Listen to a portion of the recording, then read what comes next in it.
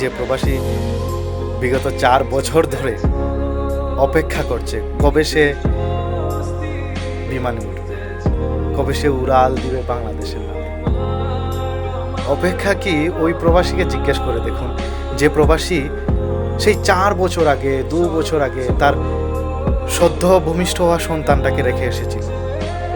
অপেক্ষা কি তাকেই জিজ্ঞেস করুন, যে প্রবাসী ফ্যামিলি ছাড়া থাকতে পারে না, মা বাবা ছাড়া থাকতে পারে না, কিন্তু 4 বছর ধরে এই প্রবাসে আছে। তার মনটা চায় দেশে যাওয়ার জন্য।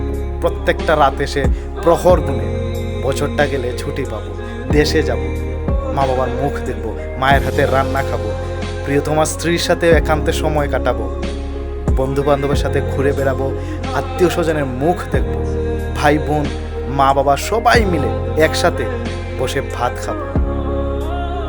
অপেক্ষা কি তাকেই জিজ্ঞেস করুন।